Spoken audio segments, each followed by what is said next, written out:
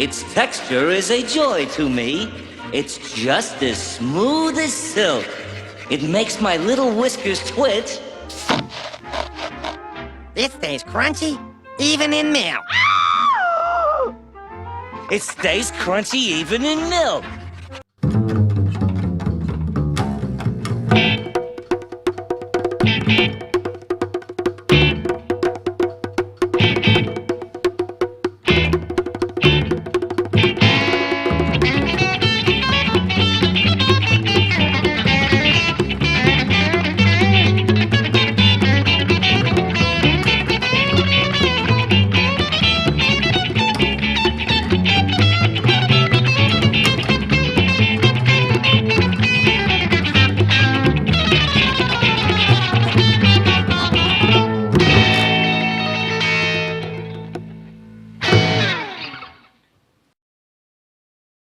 Hi, this is David with Mad Bros Media. I'm here at Portland Wizard World, here with the legendary artist Bob Camp. How are you doing today?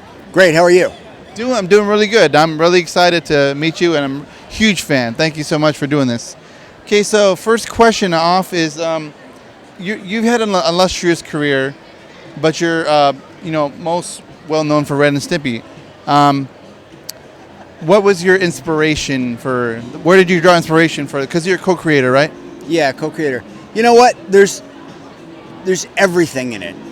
It's not like we set out with a set of rules like we are only doing Hanna-Barbera cartoons. We are doing Yogi Bear. No, we didn't do that. It was like today we're going to do this, tomorrow we're going to do something else, and it's a real potpourri. Mad Magazine, of course, Warner Brothers cartoons, Hanna-Barbera cartoons, Terry Toons,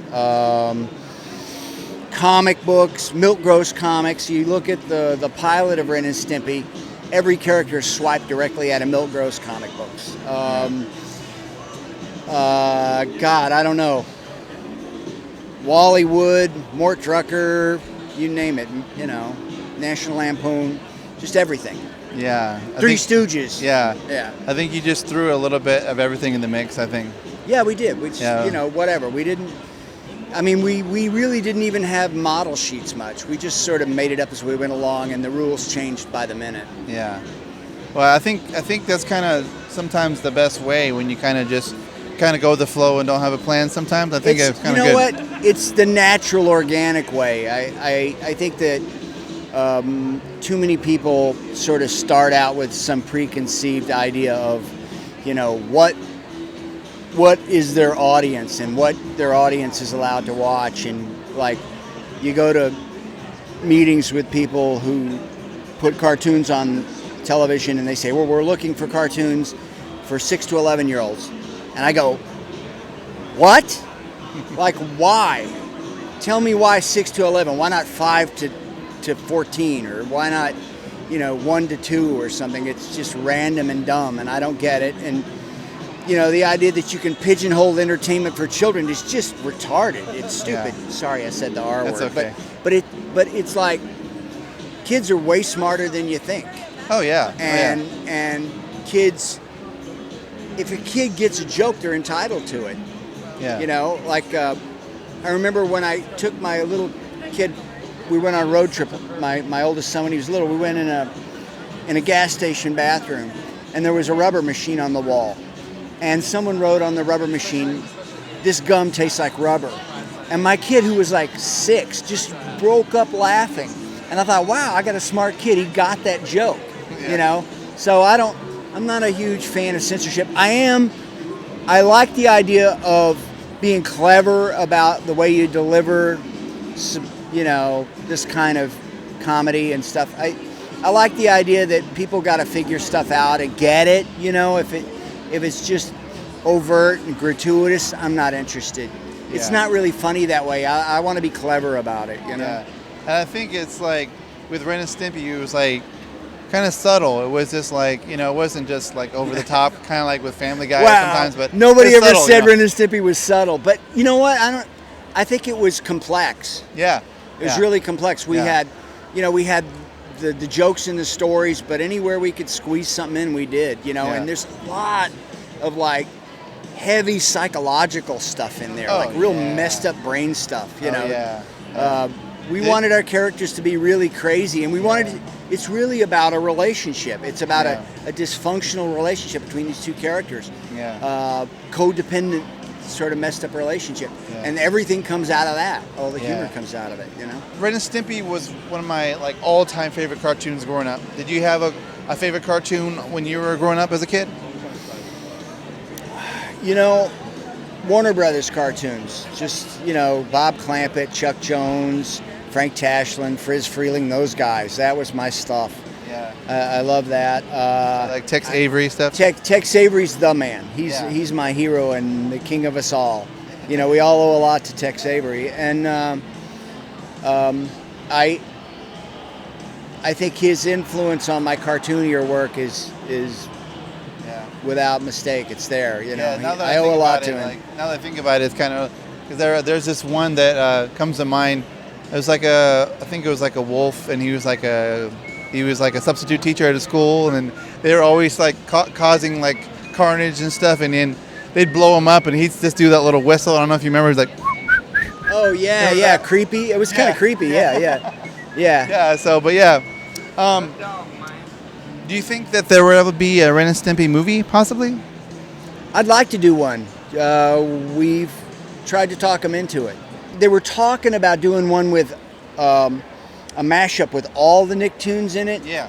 Which is like the dumbest idea in the world. It's like, wow, that means you're gonna have Ren and Stimpy hang out with Doug and Rugrats. It's like, no, why? It wouldn't work. But at the same time, like Rugrats, for example, they had their own kind of share of like adult humor that was kind of like, you know, under the radar. You know what I mean? They did. They were. You know, and I think that. But still, it's kind of be awkward, like Ren and Stimpy hanging out with the babies, like it would. Well, it would, whatever it ended up being, Ren and Stimpy would be less than their potential.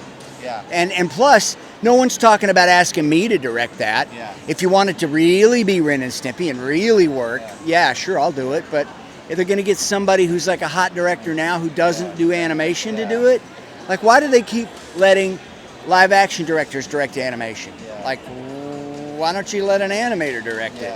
You know, I don't get that. Well, if I ever win the lottery or anything, I'll commission and I'll give you the funding. See, I knew I liked this guy right away.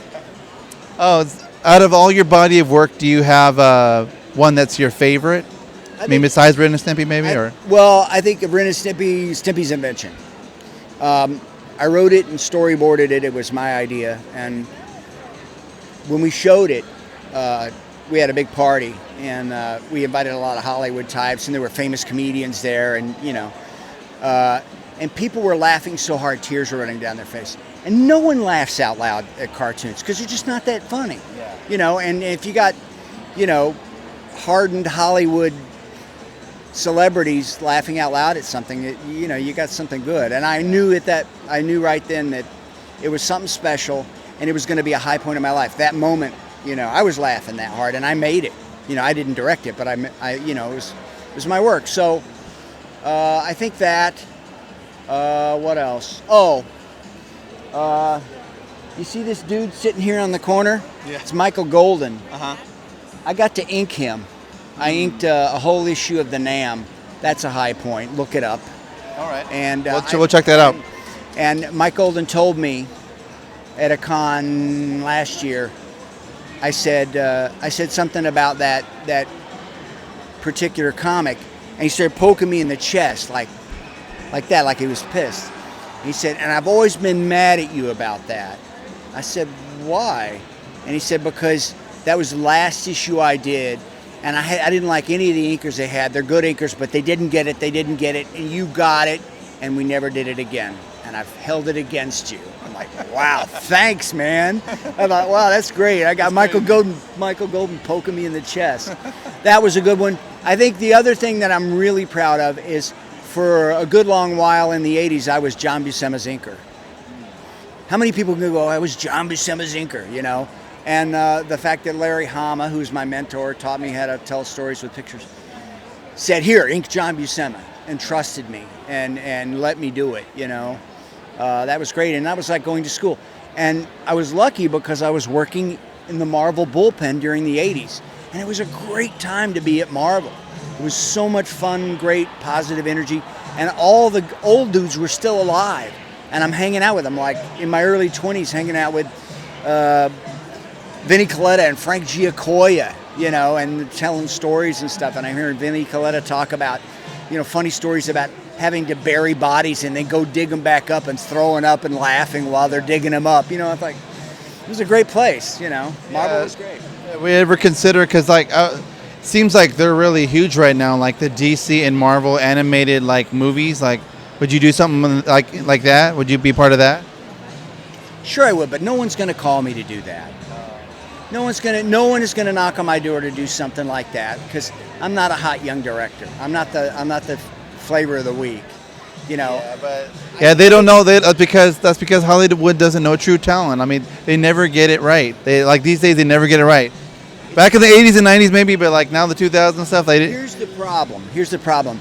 To make a Hollywood movie, there's too much at stake. The budgets are too high. I think it's a big mistake to do a $200 million movie, because suddenly everything becomes a decision by committee. Suddenly we can't allow anyone to have any real creative freedom. The director will never have that kind of creative freedom, you know, and it just becomes this committee mishmash of same stuff we've seen before, you know. And there's rarely a vision, you know. And also, I think so many movies now are just reboots, you know, and like, let's do something new, you know? Let's do some new ideas. I think that big money in anything is bad. Big money in government is bad. It's why everything that's wrong with the world right now is politicians being bought out. It's the same in movies. Big money in movies is bad. Low budget, working under parameters of like, I got to do this simple. You know, I'm a fan of matchbook cover art. Matchbook covers are like about this big, and back in the 20s, 30s, 40s, they did artwork on there, and they had to make them really simple, and they could only use 2 colors, and they're beautiful works of art. And I'm blown away by, you've got somebody with only 2 colors, and they got to make something read in, you know, 1.5 square inches and be beautiful at the same time. That's miraculous that somebody with these limitations can do that, you know. And so I think low budget movies, people raising their own money to make movies, independent movies, that's where you're going to get real entertainment, not in big blockbuster movies, you know. And you get directors with visions. But I got to go draw pictures. Yes, for sure. I want to thank you so much. It's been an honor. It definitely been an honor. Thanks for joining us. Thank you. Thanks for joining us. This has been David with Mad Bros Media.